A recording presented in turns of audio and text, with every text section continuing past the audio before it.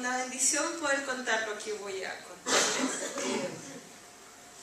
Contarles del Jesús que conocí. Y más que venir a hablarles de mi experiencia, no se trata de mi historia, se trata de Jesús. No se trata del cáncer, se trata de Jesús. No se trata incluso de los milagros, se trata de Jesús. En esta historia hay mucho que contar en realidad, sobre todo de la esperanza, la fe y del amor. Y cuando hay mucho que hablar, yo creo que a uno lo único que le queda es contarlo, hablarlo, compartirlo. Cuando conversé con Caro y nació la idea de compartir esta historia, recordé los tiempos que como familia nosotros llegamos a la iglesia. En aquellos días mis papás nos obligaban a mis hermanos y a mí a ir a la iglesia y la verdad es que la asistencia a la iglesia no era algo negociable, especie en esa etapa de adolescente que uno en realidad se resiste a todo. Y por más que tratábamos de hacer el quite, mis papás no nos dejaban.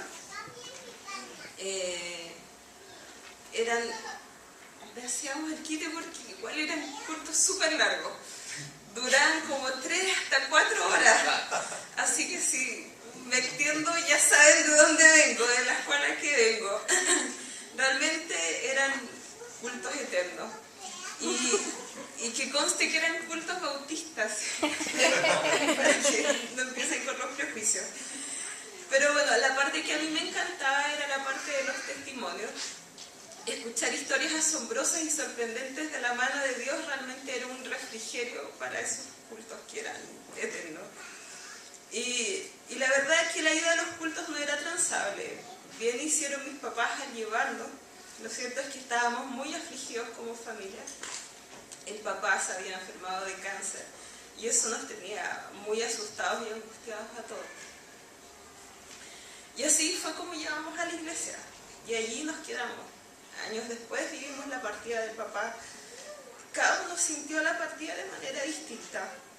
Las cosas cambiaron bastante en la familia.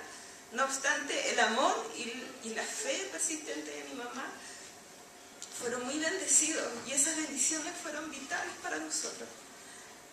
Nos pudimos reincorporar a la vida, logramos flotar de esa pena como familia y nosotros como hijos pudimos crecer en todo sentido. Crecimos y fue la hora de entrar a la universidad. En unas vacaciones de verano que fui a México con unos amigos de mi querido GBU. Fuimos a México de misiones, invitados por un querido pastor. Y allá otra vez apareció el cáncer en mi familia, pero esta vez era sobre mi mamá. Y lo que demoró años en mi mamá tomó solo un par de días. Tan rápido fue que ni siquiera alcancé a regresar antes de que ella partiera. Nos sorprendió a todos realmente y fue algo muy devastador para los que lo vivimos. Cuando pienso en esos días, si bien no me parecen tan distantes, pese a los años que han pasado, el dolor merma de manera que uno desconoce. Pero a la vez se hacen patentes las manifestaciones de amor.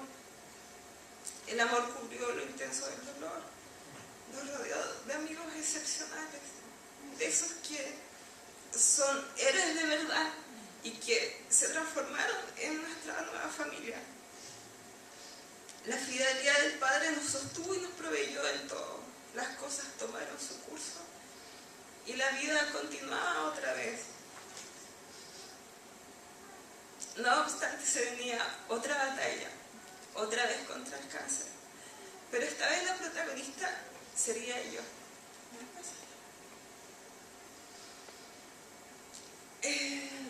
Me gusta esa imagen porque realmente uno se siente así con una noticia. Estás en esa cuerda floja en que todo se tematiza o blanco o negro, o es para un lado o es para el otro, pero no te puedes quedar en el centro.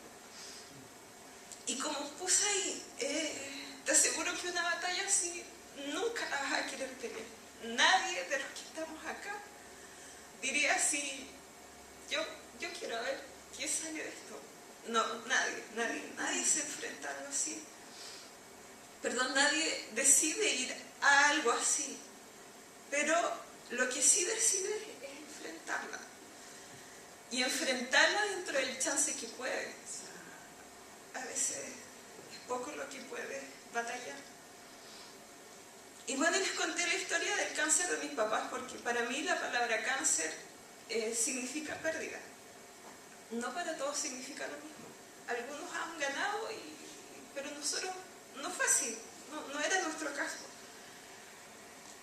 Y cuando supe que estaba enferma, lloré amargamente y sentí culpa, pues ya sabía lo que se venía. Todo ese tiempo de aflicción en que uno está, no solo para ti, sino para los que están alrededor, es algo que pasa en la familia.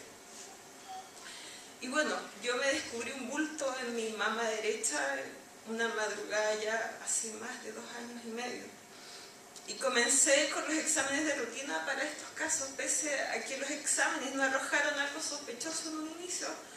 Lo sospechoso comenzó cuando me apareció otro bulto más en un lapso de 2 meses más o menos. Allí los exámenes comenzaron uno tras otro, hasta dar con el dictamen final que tenía 2 tumores malignos, carcinoma, en mi pecho.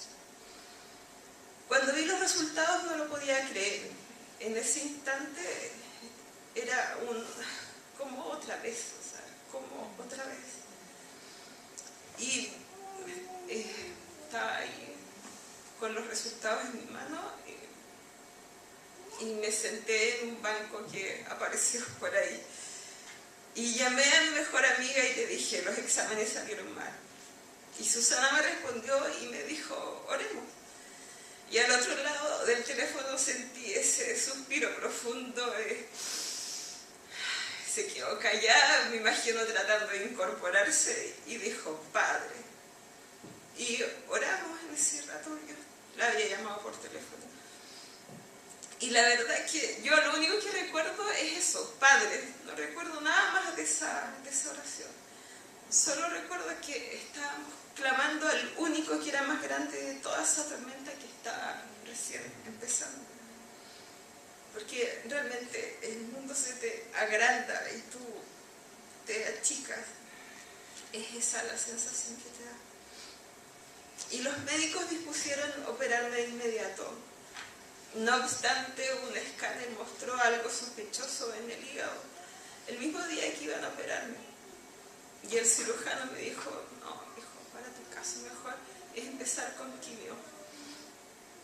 Conversamos un buen rato, somos parecidos en el área y podía entender bien lo que él me estaba explicando. Después me tomó la mano y me dice, tranquila. Y yo lo miro, su evidente expresión de lástima y de compasión al ver a alguien quizás más joven del promedio de las pacientes que ellos atienden todos los días. Y luego vi cuando anotó en mi ficha estadio 4B, siendo que un estadio 5 o 6 de la enfermedad ya es algo terminal, algo que ya final. Y bueno, las cosas en esos días la verdad se veían y se sentían bastante mal. Pero es en esta parte de la historia cuando comienzo a hablarles de la esperanza, justamente cuando todo alrededor estaba coloreado por esa desesperanza. Cuando pienso en desesperanza viene a mí una canción de los Beatles. ¿Puedes ponerla? La anterior. Across the Universe. En su coro dice, Jai Guru Deva Om. Nada cambiará en mi mundo. De esta onda trascendental que tuvo el George Harrison con el Maharaji allá en la India, y bueno, creó esta canción en que se refiere a un Dios que crea todo, pero también un Dios que destruye todo. Sentir desesperanza creo que es uno de los peores estados de ánimo. Es el extremo Pues bien, como dice la canción, tienes la sensación de que ya nada va a cambiar nada. Y eso te empieza a desesperar.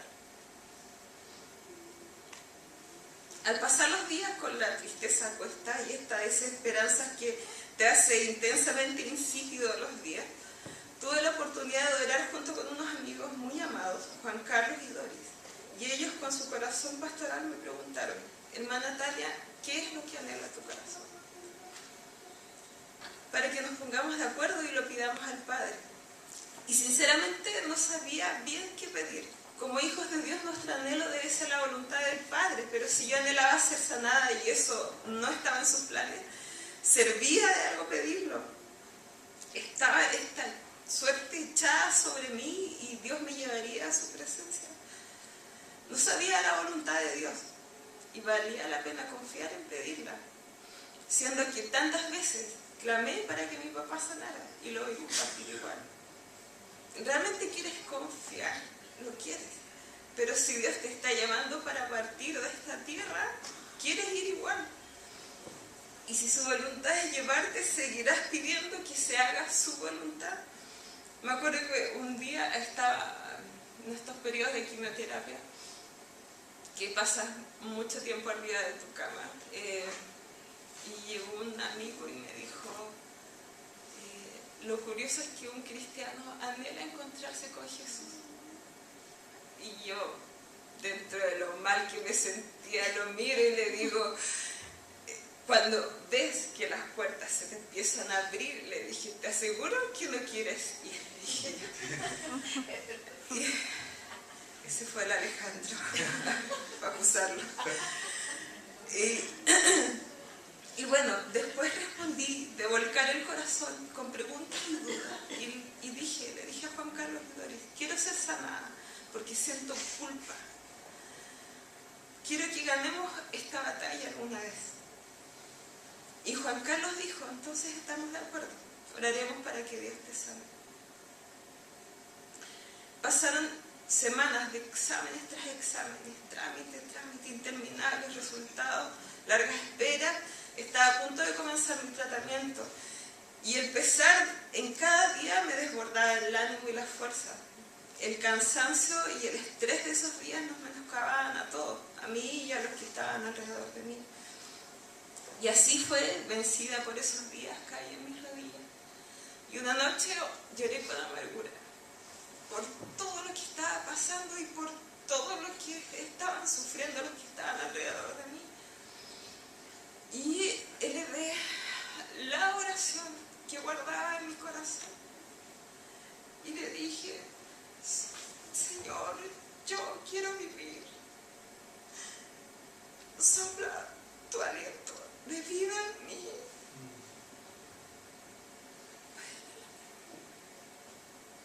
Y ahí puse mi esperanza en el Señor. Puse en el Señor toda mi esperanza. Y Él se inclinó a mí. Y escuchó mi clamor. Me sacó de la fosa de la muerte, del lodo y del pantano.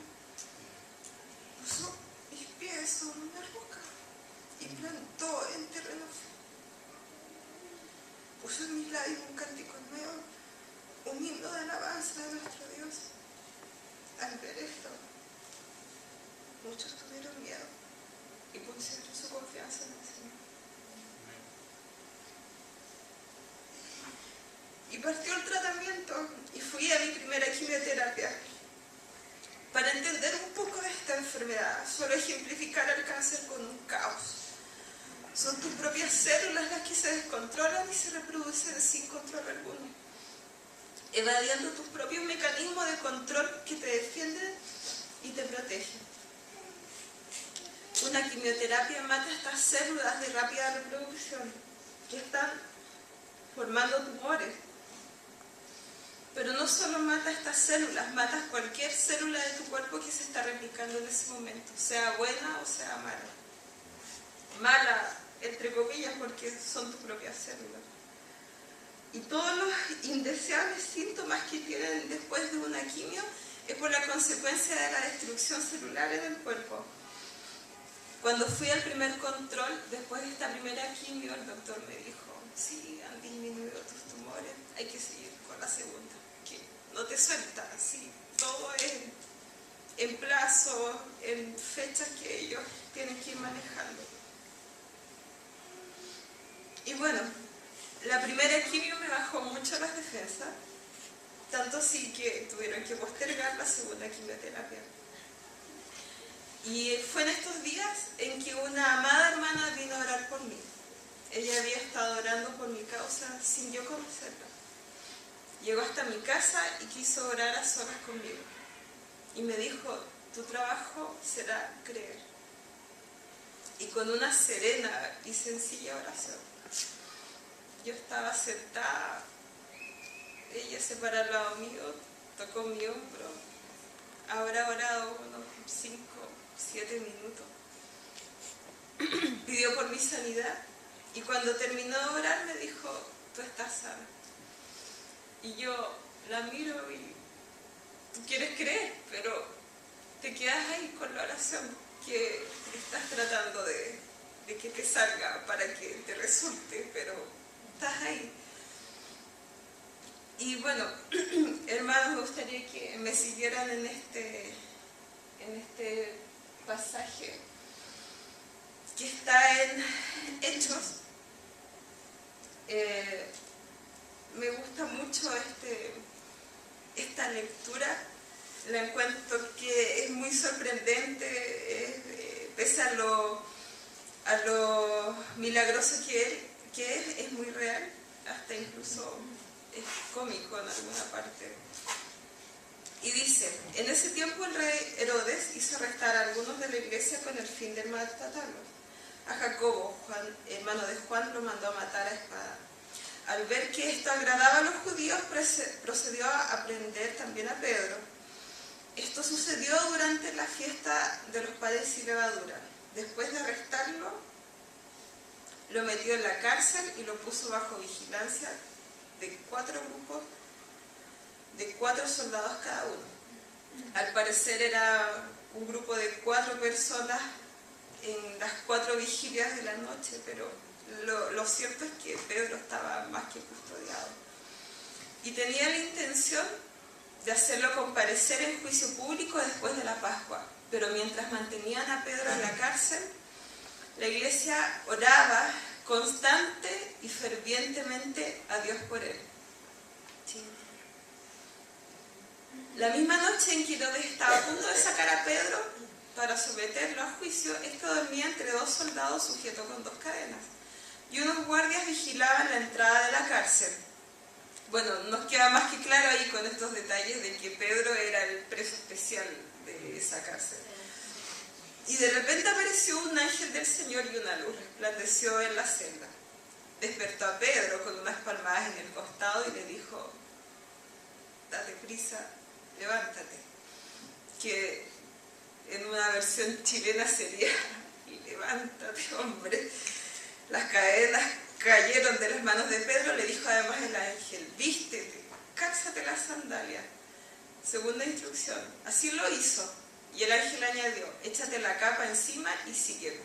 Otra instrucción.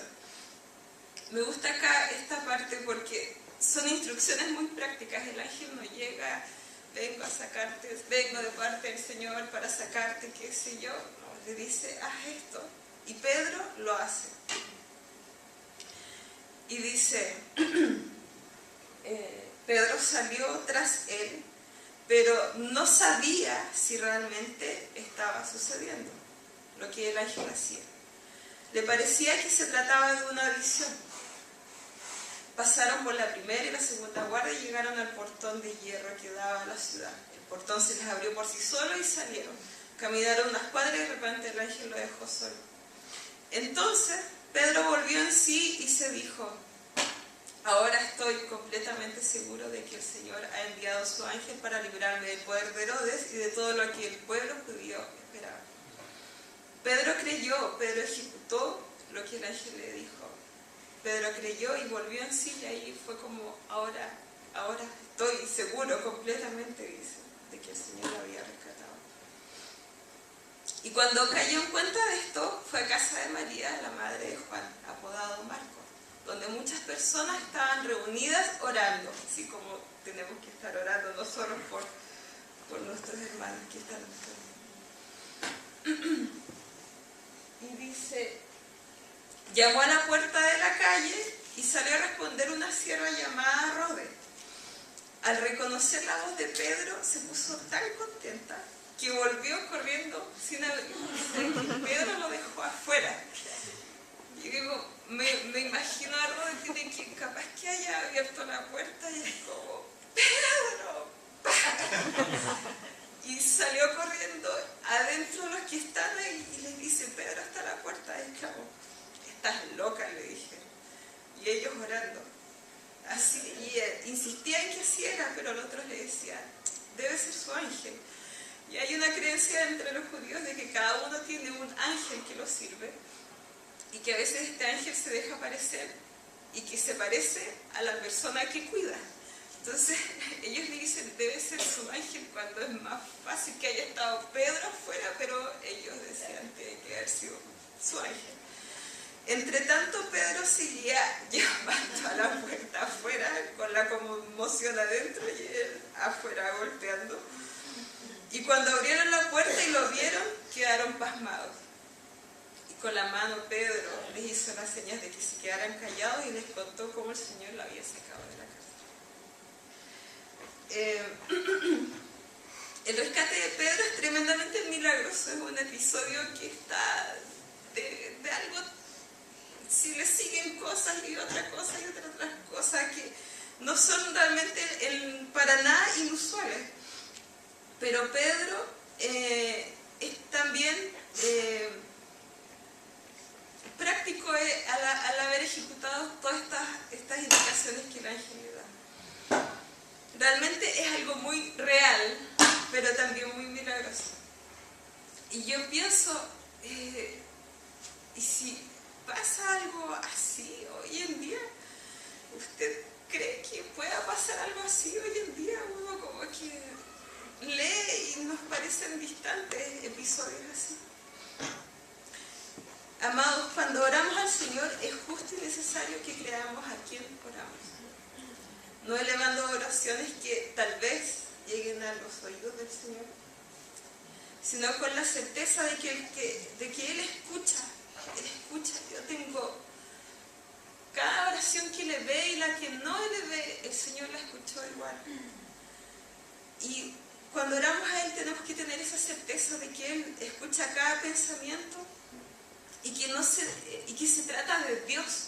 No estamos orando de alguien que antojadamente a veces nos escucha y a veces no, que a veces nos considera, nos concede y a veces no. No solo vamos al Señor con esperanza, la cual no debe bajar. Vayan con fe, seguros en el Señor que han creído. Y bueno, a la semana, 7 días después, que fueron a orar por mí, entré al baño y en la rutina para bañarme, cuando me bañaba, me miré al espejo y bueno, ahí estaba yo. No era mi ángel, era yo. Y me llamó la atención no algo que encontré, sino lo que no encontré. Uno de mis tumores era grande, se veía. No soy de contextura muy gruesa, entonces cualquier protuberancia se nota. Y el tumor más grande no estaba. Y como Pedro reaccioné de la misma manera. No sabía si estaba sucediendo. Me palpé y para asombro mío el tumor, que salió, el original, el primero que apareció, tampoco estaba. Y esta vez reaccioné como los hermanos que estaban orando por Pedro. Me quedé así como pasmada. Y uno como que piensa. Y mi primer pensamiento fue eso, ¿será cierto? Y yo tratando de darle la explicación y pensando, y llamé a la Claudia, y mi amiga que es enfermera matrona, así que sabía, y le dije, pálpame. Y la Claudia ya hizo lo suyo y me dijo, Tania, no tienes nada. Y sinceramente, hermanos, uno no sabe si creer. Y si cree, no sabe qué creer. Hasta incluso llegas a pensar en que si te estás entusiasmando es más. Pero así que hice igual que Pedro. Volví en sí y dije, ahora estoy completamente segura que el Señor me ha tocado. Amén. Amén. Y puse mi fe en Él. No solo puse mi esperanza, puse mi fe en Él. Hermanos, este es uno de los versículos que más son íconos en mi historia cristiana.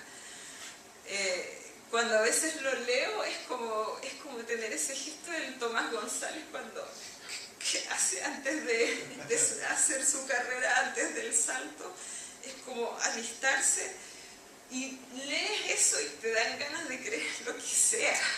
Como, aquí que yo soy Jehová, Dios de toda carne, ¿habrá algo que sea difícil para él? ¿Lo habían leído? Está por ahí escondido. Y bueno, llegué, estábamos ahí con la Claudia con cara de sorprendida, y mi hermana algo cachó que pasaba. Y llegó ante la conmoción y se asomó en el baño, ¿y qué pasa? Y le dije, el Señor me sanó. Y en ese momento lo decidí creer así. Y bueno, fue cómico también porque no sabíamos qué hacer, era como el Señor me sanó y era como, ¿qué hacemos? Así que en ese rato nos sentamos las tres y oramos. Y empezaron después los llamados telefónicos. Alexis, que es mi hermano, está sentado, no sabes nada, pasó esto. Susana, ¿qué estás haciendo? Tengo que contarte algo ya, Ruth, abuelita, qué sé yo. Realmente estábamos felices y aún lo estamos. Jesús me había tocado. Y bueno, les conté la esperanza de la fe, pero también quiero contarles del amor. Este pasaje está en Marcos y cuenta de Jesús cuando le trajeron a un hombre sordo. Dice, le trajeron a un hombre sordo con un defecto del habla y la gente le suplicó a Jesús que pusiera sus manos sobre el hombre para sanarlo. Jesús lo llevó aparte de la multitud para poder estar a solas con él. Metió sus dedos en los oídos del hombre, después escupió sobre sus propios dedos. Jesús escupe sobre sus propios dedos y toca la lengua del hombre. Mirando al cielo, suspiró y dijo, Efatá, que significa ábrete. Al instante el hombre pudo oír perfectamente bien y se le desató la lengua, de modo que hablaba con total claridad. Jesús le dijo a la multitud que no lo contaran a nadie, pero cuando más les pedía que no lo hicieran, tanto más hacían correr la voz. Quedaron completamente asombrados y decían una y otra vez, todo lo que él hace es maravilloso, hasta él hace oír a los sordos y da la capacidad de hablar a quien no puede hacerlo. Me identifico mucho con este pasaje, realmente Jesús es muy cautivador. El pasaje habla de cuando Jesús sana a este sordo. Para los que me conocen, yo me declaro melómana. Melómana son los fanáticos de la música. Para mí el sentir, todas las cosas pasan por escuchar música, por lo que pasa por mis oídos.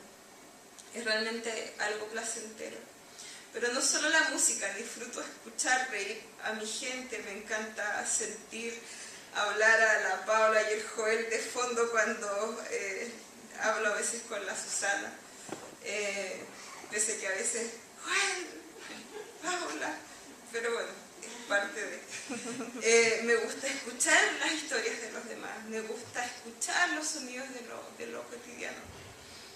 Y pienso en aquel sordo, incapacitado de escuchar, excluido de escuchar estos cánticos que hacen los judíos. No sé si se han fijado ustedes que los judíos llegan y se paran por cualquier cosa y empiezan sus cánticos y empiezan a hacer sus oraciones. Él no podía disfrutar nada de eso. Realmente él estaba marginado para comunicarse con los demás. Y llega este sordo a Jesús, que lo aparta y le muestra lo que hará con él. Para Jesús no era necesario este rito de meterle los dedos, de tocarlo con saliva, no era necesario. Jesús perfectamente pudo haber hecho ser sano y el sordo se iba a sanar. Porque el sordo lo veía, pero no lo escuchaba, entonces le pudo haber dado la indicación y el sordo iba a mejorar igual. Entonces, ¿para qué se toma esta molestia Jesús de hacer todas estas cosas delante de él? Y yo, tratando de estar en los pies de este sordo, reconozco que Jesús lo ayuda a creer. Probablemente ese sordo nunca se enteró de todas las maravillas que Jesús hacía. Él simplemente se enteraba de la historia corta, de la versión sin mayor detalle. Pero ahí estaba, delante de él, viendo lo que Jesús le estaba mostrando. Y probablemente no hubo ningún diálogo entre ellos. Simplemente estaban uno al frente del otro. Y Jesús, al hacer todas estas cosas, yo creo que Jesús lo guía y lo acompaña a creer. Y Jesús suspira y le dice: Efatá, ábrete. Y ahí no solo se abre a los oídos, sino que lo abre a la vida. La vida, Jesús, la vida estaba delante de ese sordo. Y lo primero que escucha ese sordo es la voz de su creador. Amados, cuando yo leo este pasaje, yo digo: ese es el Jesús que yo conocí. Jesús nos ofrece un espectáculo cuando sana. Las curaciones de Jesús, más que una prueba del poder de Dios, más que esto, hacer un show, pese a que la multitud lo seguía y lo miraba y trataba de ver qué es lo que él hacía, Jesús lo toma y lo aparta y le manifiesta su amor. Más que para mostrarle el poder, es su amor. Y yo leo este pasaje y lo reconozco, lo identifico. Yo digo: yo sé quién es ese Jesús, yo lo conozco, yo lo reconozco en mí, porque es el mismo que me apartó para estar a solas conmigo, el mismo que suspiró y sintió compasión por mis hermanos y por mí, el mismo que me dijo: ábrete, pero es ábrete a mi vida, ábrete a mí. Y hermanos, todo lo que en mí el dolor cerró y endureció, Jesús lo abre. Efatá, ábrete. Puse mi esperanza y puse mi fe en el Señor. Y el Señor puso su amor en mí. Jehová se manifestó a mí hace ya mucho tiempo diciendo: con amor eterno te he amado, por tanto te prolongué mi misericordia.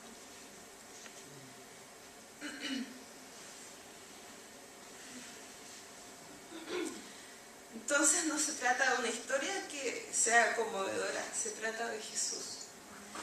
No se trata de que fui sanada de un cáncer, se trata de que Jesús me dio una vida. No se trata de que seamos impactados, se trata de toda la vida en la cual puedes abrirte a Jesús, que te puedes abrir a Jesús, que te puedes abrir a su vida y te puedes abrir a su amor. Hermanos, y ese es el mensaje que yo ahora les traigo. El compartir de lo triste que puede ser mi vida, no es lo maravilloso que Dios te da al abrirte a una nueva vida. Y que esa vida, la vida que está en Jesús, es el Señor, es mi pastor, nada me falta. nada falta. La mayor parte de las cosas que me sucedieron, yo ya era cristiana, pero aún así, la vida que Dios te quiere dar, no siempre la entendemos desde un principio, por algo vamos creciendo. Pero esta es la invitación que yo les quiero hacer ahora. Ábranse a la vida que Jesús les da. Y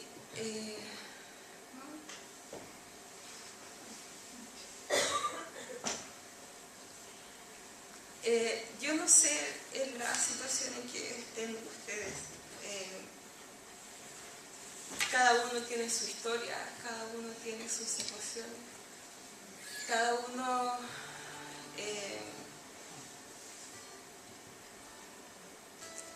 está atravesando por algo acá. Estamos también muy conmovidos por el hermano Alfredo, con todas las cosas que le han pasado a la hermana Judith, qué sé yo. Pero, hermanos, es abrirse a esta vida que Jesús les da. No es necesario, no sé si se fijaron que cuando Pedro cree, cuando este sordo cree, a veces Jesús te va a encontrar hasta esa parte cuando incluso tú dices, ya quiero creer, quieres tener una fe espectacular y mover la montaña, qué sé yo. Pero a veces el Señor te va a alcanzar hasta antes de que empiece. Hasta cuando empiezas a ejecutar la orden y es como te levantas, te aprestas, decides hacer lo que el Señor te está mostrando. En ese intertanto tu fe empieza a afirmarse. No crees de un rato para otro, sino que la fe se empieza a abrir de a poco. Pero tu primer paso es que quieras abrirte a eso. Entonces, ábrete a la vida de Jesús, ábrete a Él, ábrete a su amor, ábrete a lo que Él te quiere entregar. Y un primer paso de fe, yo te invito a que quizás en tu asiento te levantes, oremos y que el Señor nos ayude en nuestro andar. Se trata de un primer paso, sea así, tan pequeño.